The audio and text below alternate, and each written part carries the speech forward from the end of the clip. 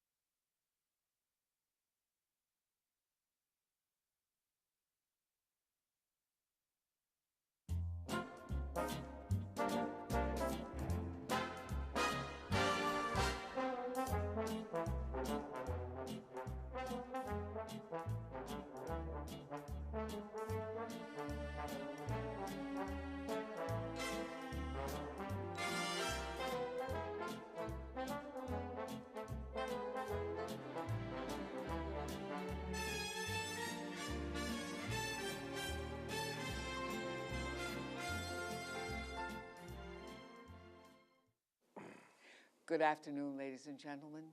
Welcome to another edition of the Democratic View. I'm the hostess, and my name is Phyllis Italiano. And today I have with me a man.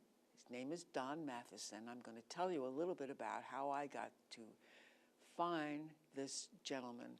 I read an article in the Star, which I think I memorize each week, and this one was called Climate Lobby Comes East. Well, climate is a key word in my brain. I immediately read this article and said, oh my gosh, how do I get to know who this guy is, Don Matheson, and what is Climate Lobby? So here he is with us today, and he's going to tell us, first of all, a little bit about himself. So tell us where you were born and raised. Born in North Carolina, raised mostly in Pennsylvania. Where in North Carolina were you born? Charlotte. Charlotte, pretty city. Yeah. And as an adult, lived in Nashville, Dallas, Kansas City, Boston, and moved here in 1984. Wow. Took You're me a like while. me. I've been in West Virginia, Westchester County, Atlanta, Georgia, California, Los Angeles. Me too, I've lived around. It's good to live around. Once I got here, I found a home finally. I'm not leaving. I know what you mean. Yeah. I went to school at Vanderbilt University, and since I got here, well, I moved here to write books. I wrote 2 novels that were published, but I couldn't make a living at it. But I had built houses for myself before, so I fell back on those skills, and I've been a builder for about 25 years out here. Really? Oh, wonderful. And where do you live in here? I live on Manor Lane in Springs, in a house which, related to the climate concerns, is a net zero house, by the way. It makes as much energy as it needs. I've never paid a power bill after living there 5 years. And so... What? That's true. It has solar panels on the roof, and it makes all the power for heat, electricity, water pump. It even drives my electric car. Really? So that's how I got interested in climate change, sort of backwards. I mean, I did that house because I thought it would be nice not to have to pay a power bill. But through that experience, I met a lot of people who knew a lot about the problem of climate change. And subsequently, a couple of years ago, discovered this group called Citizens Climate Lobby. I'm going to stop you for a minute and tell you how I knew about climate change. I was in a private school in northern Westchester teaching humanities, Rome through the Middle Ages, and language arts. and I was correcting 500 pages a week, and I thought, I can't do this. The guy who was teaching science left. So I switched to science, which brought my correction down to this compared to teaching language arts. Yeah. And of course, I read the Science Times every Tuesday. I was sitting on the dock on Fire Island, and I'm reading about the advancement of the ocean. Now, I'm telling you, this is the end of the 80s that I was doing this. Mm-hmm. No one used the word climate change. No one used any words to describe what it was. They just talked about the fact that the ocean was advancing on the shores. And I said, what is this? And it was the beginning. Yeah. The beginning of really to know. Well, if it was in the late 80s, that's when James Hansen was speaking the first time before Congress to warn the American public about what was happening. And I've heard him tell the story. I said, I thought I'd go to Congress, I'd tell them what was going, and they would address the issue. We're still waiting. Well, foolish man. Yeah. They not even, some of them don't even recognize the words climate change or global warming or anything like that. They're still pretending it doesn't exist. Yeah. Isn't that amazing? You know, just this week, I saw a quote from Jeb Bush saying, whether it's man-made, opinion is not unanimous. You want to know how close to unanimous it is? You hear the statistic all the time that 97% of peer-reviewed scientific papers agree that climate change is man-made and poses a serious threat. Well, so you might say, well, 3% of the scientists then think it isn't? No, I looked at the study. 2.2% don't declare what they think is the cause. So 0.7 of 1% of scientists believe that climate change is not necessarily man-made. So that's what Jeb Bush is relying on when he says opinion is not unanimous. Oh dear. Well, and the point of the matter is how are you willing to take a chance with the Earth? No matter what it's causing it, let's do something. Let's try. Let's begin to move on this. So tell us about this group that you're a part of. Citizens Climate Lobby is a national group. In fact, it's international. We've got quite a few chapters who have learned about us online, and they're in several other countries around the world. But we have 12,000 members in the United States. We're pushing, and it's growing very fast. It's a very well organized and very focused group.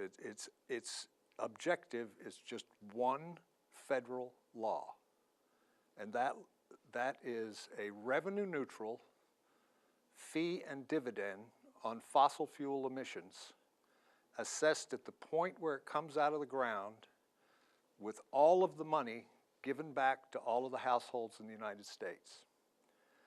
This is a strategy that, I should mention, this is a bipartisan group. There are Republicans in it and Democrats in it. We believe a couple of things. Number one, we think that this problem can't be solved by half the population. Everybody has to get to the point where we just face the fact that it's happening, and it's very dangerous.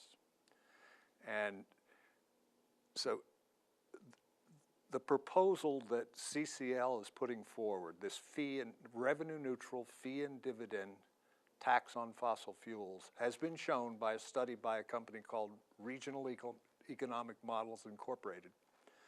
It will add 2.8 million jobs to the American workforce. Wow. It'll increase the gross national product by $1.7 trillion. It will save 13,000 lives a year from cleaner air. And here's the beauty part. It will reduce fossil fuel emissions by 50% in 20 years. And that's with no harm to the economy, no government regulations. The government's not involved at all. It takes no money out of the private economy. It's an idea that can really be embraced by both sides of the street. All right, so tell us again, because I want to make sure I completely understand this. How exactly is it going to work? If you're taking coal out of the ground, Right. the minute you take it out of the ground, there will be a fee assessed on it that's based on how many tons of fossil fuel emissions will come from that coal. And we propose that it be $15 per ton in the first year, but then it goes up $10 a year each year. In this way, it begins gradually, so there's no shock to the economy. And $15 a ton, that sounds like nothing. it's not much, but here's the way it works. Just like recently in the East End, we were trying to get LIPA to approve a big solar project at the airport. Yes, I know. Yeah. Also, we were trying to get them to commit to buying power from deepwater wind off Montauk. I know, I'm deeply involved in that group. Yeah. Well, we all should be. But if LIPA, when they were considering it a few months ago, could look out and say, wait a minute, 5 years from now, we're going to be paying $55 a ton of emissions. 10 years from now, we're going to be paying $105 for the emissions, in addition to the cost of the fuel. They would have been planning for that, but that's the way big businesses work. They plan way down the road. They have to, when they make a decision, it might take them 5 or 6 or 8 or 10 years to implement it. So if they can see that 5 or 10 years down the road, it's going to be economically unfeasible to use fossil fuels, they will immediately begin to think differently about renewable energy. Well, the leader of the Senate is not going to like that coming from Kentucky, where all that coal is from. The motto that Citizens Climate Lobby uses is building political will for a livable world. Oh, I like that. And we maintain that the people in Washington never make policy. All they can do is see which way the crowd is going and get in front and pretend they're leading. You know, we have to build the will from the bottom up to make them do it. And there's only one way that's going to happen. Greg Mankiw, for example, is the financial advisor, chief financial advisor to George Bush when he was president. He was also the chief financial advisor to Mitt Romney. And he has stated the controversy over climate change is not between Democrats and Republicans. It's between political pundits. He said, and this is a Republican guy. He says, the only way to get people to stop burning so much fossil fuel is to make fossil fuels more expensive than renewables. And the only way to do that is to tax it. But then people say, oh, it's going to ruin the economy. CCL's proposal helps the economy. I'll tell you who it hurts. It hurts the fossil fuel sellers. You mean those small little oil companies? Those small little oil companies that make more profits than any business has ever made in the history of the world. I know, and they are doing more and more. Let me tell you how powerful they are by telling you one story about a Republican congressman. His name was Bob Inglis, and he was very popular. He enjoyed an 80% favorable rating in unfortunately, the reddest district in the reddest state, Spartanburg, South Carolina. He was beloved. I know. And he jokingly asked his college-age kids, are you going to vote for me? And they said, well, Dad, we'd like to, but you got to clean up your act on climate change. He was shocked. But he's an honest man, and he was surprised, and so he did some research. And then he even got so into it that he took a trip to the Arctic with a bunch of researchers. And he came back and laid out his plans so he could explain it well to his constituents, and he came out and he said, climate change is real, it's man-made, and we have a moral obligation to do something about it. And he looked. Quicker than, as my great-aunt Hattie used to say, you could say Jack Robinson. Yes. He had a primary opponent with unlimited funds. They blew him out of the water. Now, that's the way our government works. The only people who are going to fight that is who? You and me. The people. Until we can get people to realize that the only thing, this is not my sentence, I love it though, the only thing that is necessary for the triumph of evil is that good men do nothing. Oh dear. And we all know about that one. We Yeah. saw that in World War II. And I'll bet you have 50 friends that agree with you that climate change is real. And if you took a poll and asked them, what are you exactly doing other than talk about it at cocktail parties to your friends? Most of them would say nothing. But the Tea Party, those people are active. They're fired up about all of their little problems. And we are sitting back and doing nothing. And what Citizens Climate Lobby does in a very effective way, once you join, all of a sudden you're around a bunch of people who know how to lobby and who know how to write letters to the paper and who will worm their way into little television shows so they can talk about it. And that's what we're about. We want to build the will to the point where the smart people who agree with us will get off their butts and do something and make sure that the people in the Congress know that we're not going to sit back anymore while they just parrot what the fossil fuel companies say because they're afraid they'll get primaried. They've got to realize that there are enough of us out there who vote that no matter how much money they have, if they don't address this problem, which is going to spell catastrophe for civilization. Oh my God, please. It's, then we're going to vote them out. Between the lack of water and the lack of food and the air becoming so polluted, there's not a really great forecast for Mother Earth. And it's really hard. That's true. And because of the rampant disinformation that's out there, people don't realize how serious it is.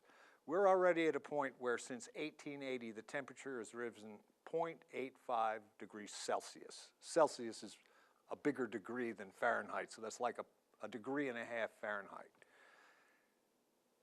They say that it takes 10 years for the heat effects of carbon dioxide. In other words, we've got 10 more years of increase. Even if we stopped putting out carbon dioxide today, it would keep getting hotter for the next 10 years, and that probably means we'll already be at 1 degree of warming. Scientists are saying that could spell 5, 6 feet eventually of ocean rise. And they're saying what the scientists 30 years ago said, oh boy, we got to keep it to no more than 2 degrees. Well, now they're beginning to realize, since the Arctic is melting much faster than anybody anticipated, and Greenland and the West Antarctic sheet, we could, in the lifetime of today's grandchildren, it could be 20 feet more of water in New York City. New York City could be abandoned by the time your grandchildren are our age. It's not a joke. These people are playing with the future of civilization. That's what the scientists are saying. Wow.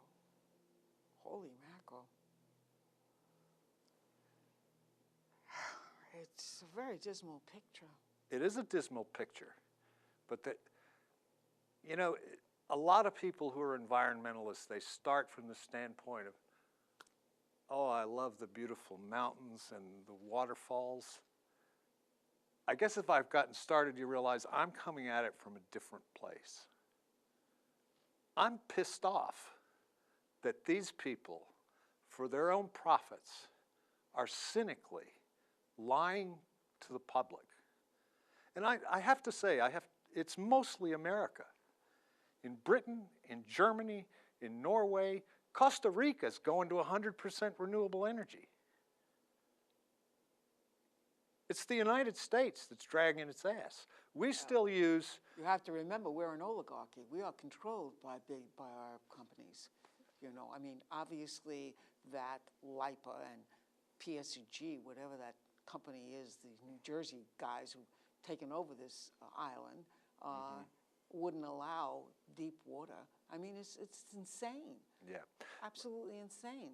I want to back myself off a little bit because I tend to get a little excited, as you can tell. But I want to make it clear that our enemy is not Republicans. No. There are there are a lot of Republicans in Citizens Climate Lobby, by the way. At our last convention in Washington last year, we spent an entire half day talking with Republicans, them explaining to us how to talk to a Republican about climate change.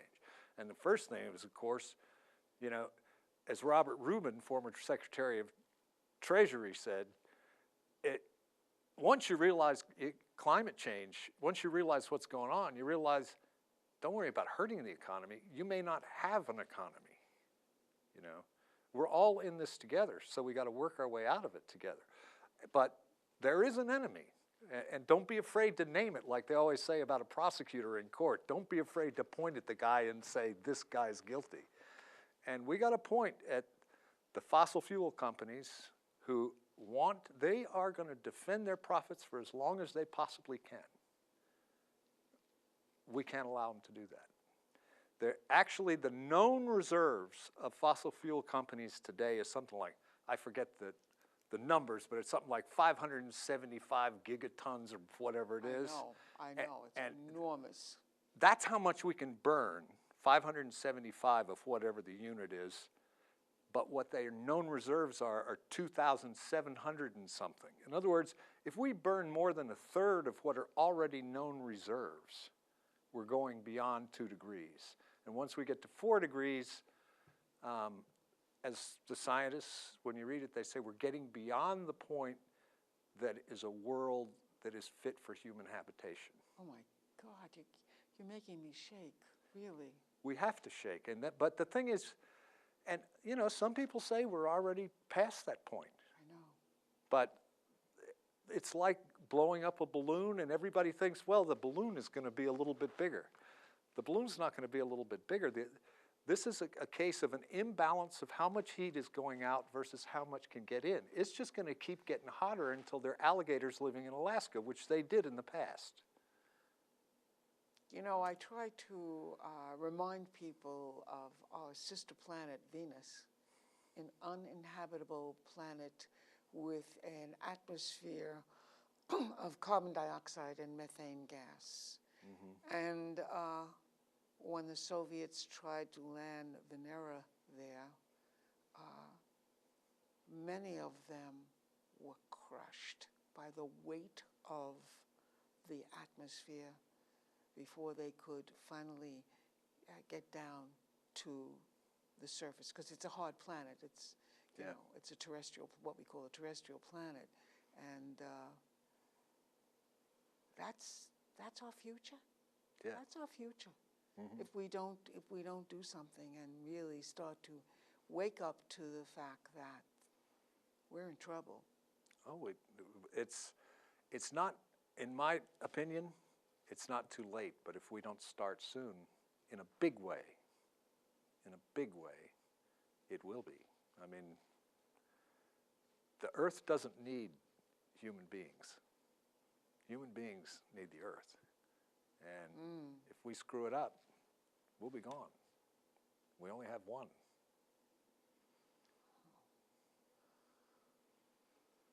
Well, I think I might faint right now. Gee whiz, I got 2 grandchildren. Oh, absolutely. Oh, my God. And what a terrible, terrible forecast. So what can we do? What should we be doing? Here's what CCL believes.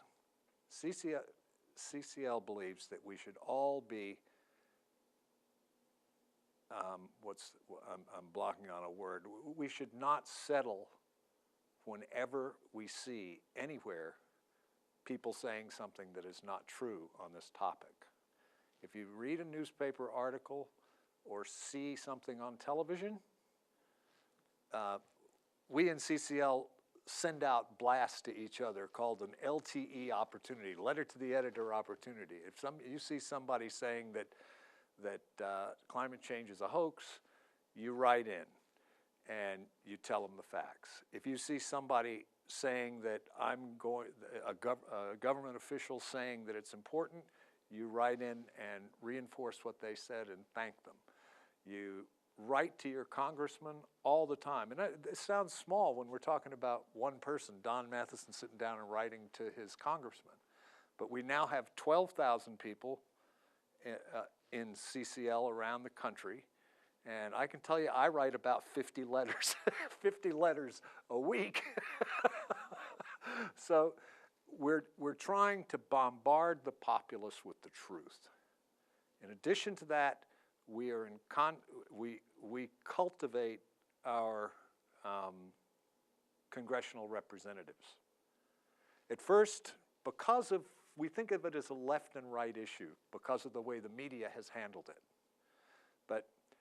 So when Tim Bishop lost to a Republican, I thought, oh no. You know what I've since learned? I've since learned that Lee Zeldin, at 23, was the youngest lawyer in the state of New York. He's not a stupid man. And he lives on Long Island. He's got a lot of constituents who suffered badly on Sandy. There was a quote from him in the paper the other day acknowledging that he had met with the local Citizens Climate Lobby representatives, and that he had in the state assembly where he was before a record of doing things to try to protect the environment for future generations, and he intends to keep doing it. Now, has he come right out and said we should have a tax on fossil fuel? No, but I think that's coming. I'm not speaking for him, and he hasn't said that to me. But I'm saying we need to make sure that he knows that he has the support from us. And if he does that, we'll vote for him. Now you have an event coming up again? We meet once a month, twice a month actually. 1 month, 1 week we sit down and we, with Bluetooth, have a little speaker, and we have a national conversation, the whole group. And so we'll be having our next meeting on the 11th of this month. And we invite anybody who believes that climate change is a serious issue, believes it's worth fighting for the lives of their grandchildren, to get in touch with us, citizensclimatelobby.org. If you go on there, they will put you in touch with me, and I'll make sure you know about the local meetings. citizensclimatelobby.org. You got that, folks? That's what we've got to do. We've got to get in touch with them through our emails and back them. Thank you. Thank you, Don. Thank you so much for the opportunity.